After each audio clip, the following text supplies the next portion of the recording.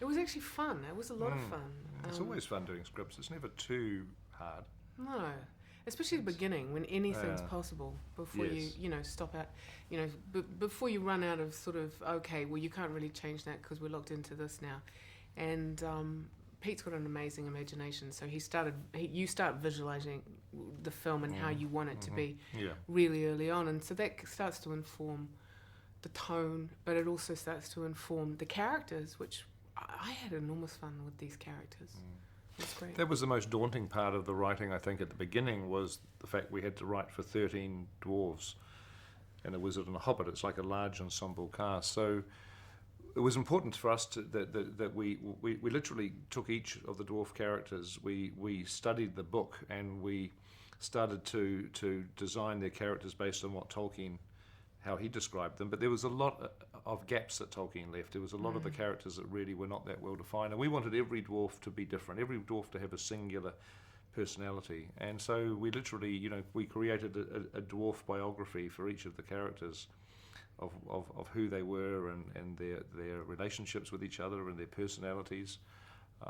And that was one of the very first things we had to do that before we could even begin to write the film.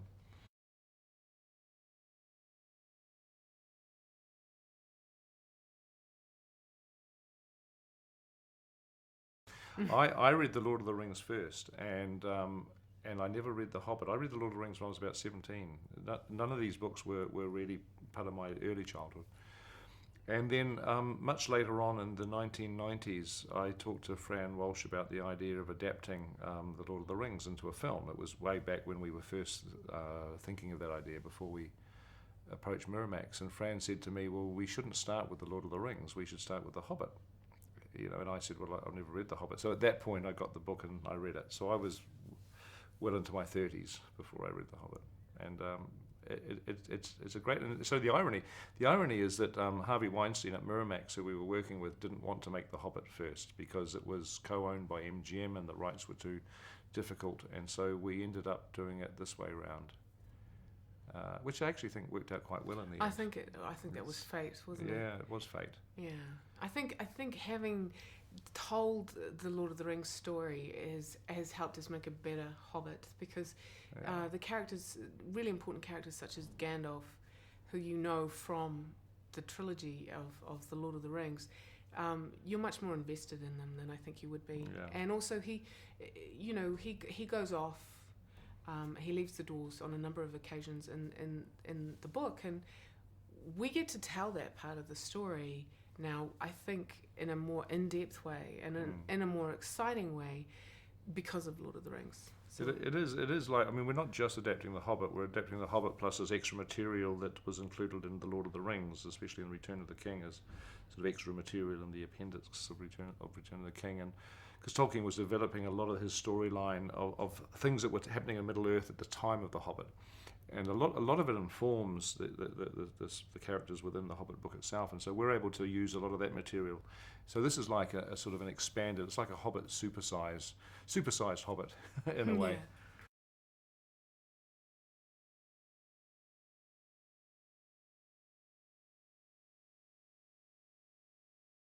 Well, that was really, it was part of the joy of the experience. It was wonderful to bring, some of our actors like Kate and Hugo and Elijah back again.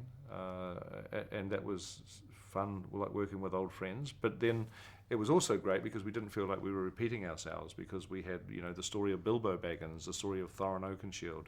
We had new characters who really are the heart and soul of this story, and that gave a freshness to us. It felt like we weren't just writing Lord of the Rings Part 4, which this is definitely not. This is a story unto itself. It has a different tone. It has much more of a humorous, sort of whimsical tone than the Lord of the Rings does.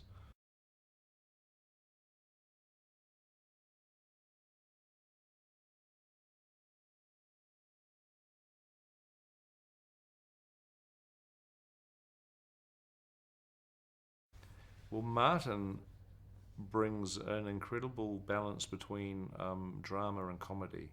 He doesn't. It was very important with Bilbo that we didn't deliver a comic Bilbo, a character who's trying to be funny. We didn't want an actor who would be trying to be a comedian. But what we wanted was someone to basically play Bilbo reasonably straight, but there's so much comedy in the situations that Bilbo finds himself in. I mean, this very conservative, fussy hobbit who suddenly finds himself dragged off onto this adventure into a world of danger, and he's so safety conscious. He doesn't want. It's the last thing in the world that he wants, and he's got to deal with dwarves who just are this like a rowdy. A sort of a rugby team type of group, and so the comedy which Martin absolutely got, and he was able to just play it, in my opinion, to perfection, as the comedy of the fish out of water of this fussy character having to deal with the dangers and the outrageous events that happen in the story. And Richard, yes. Well, Richard has a wonderful nobility. I mean, Thorin, above all, just has to have he has to be a complex character, but at his heart, he wants to do the right thing.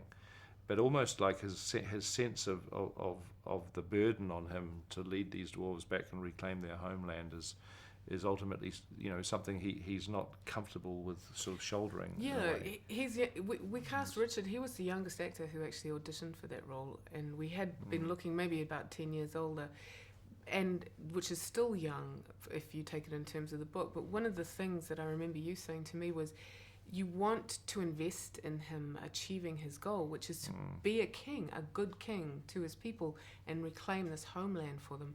And to do that, you want that slightly more youthful sort of energy and that sense of a life that has a possibility before it. And he certainly brought that to it, I thought. I felt so. And, he's pretty gorgeous. So that I'm sure that was the main thing, Philippa.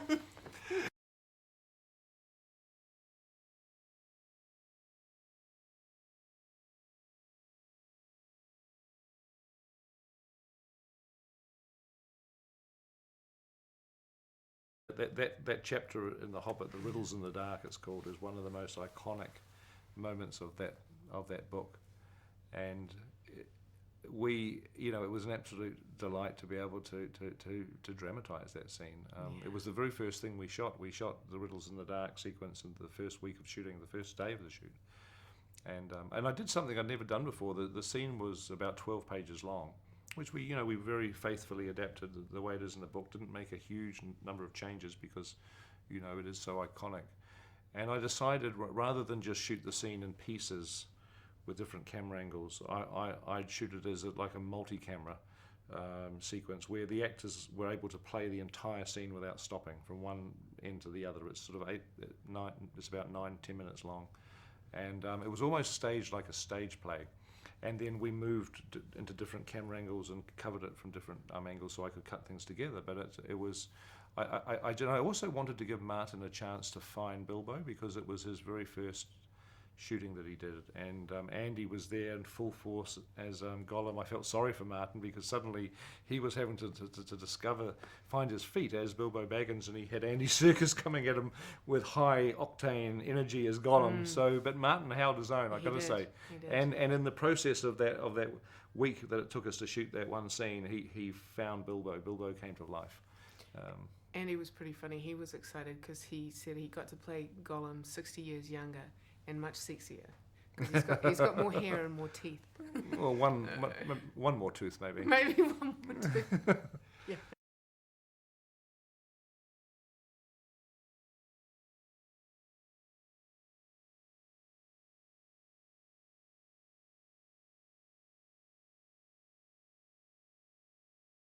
Sure. Well, I've been intrigued about high frame rates for a long time, because 24 frames a second is a speed that the industry has sort of locked into since 1927, and all the mechanical cameras and projectors that were ever built in the last 80, 90 years were just made to shoot at 24 frames a second. But with the advent of digital cameras and projectors, you don't have to do that anymore. And so I was thinking, well, why are we still shooting films at 24 frames? It does flicker, it does strobe, it does blur. And I did a part of the Universal theme park in California. We did a King Kong attraction for them about 4 or 5 years ago, and we did that at a high frame rate. the first time I'd been involved in it, and it was terrific. It's only 3 or 4 minutes long, but you were totally immersed in this world, 3D, high frame rate. And I thought, wow, imagine if we could shoot a feature film like this. Why can't we shoot a feature film? And that question was in my mind. And then when we started The Hobbit, I thought, you know what? Why don't we just shoot this at 48 frames a second and hope that in 2 years, from the day of shooting in 2 years when the first film is released, hope that enough cinemas in the world can project it. And, we've got 1,000 screens around the world that are going to be showing this at 48 frames a second. And I think it makes it very immersive. You have that choice too, which I think yeah, is cool. we also have the 24 frame version if people don't want to see the high frame rate. But I think it's where the responsibility is on us as filmmakers to use the technology to improve the cinema going experience. I mean, cinema has to be larger than life. It has to be that magical place that you go for that experience. And I think the magic is getting eroded with iPads and iPhones and home entertainment systems. There's so many choices now. And I think we have to up the bar. We have to raise the bar as filmmakers to attract audiences back in for that big screen experience. And I think things like high frame rates, 3D, incredible size screens, improved sound systems, we have to keep pushing it because we need to keep getting people back into the cinemas again.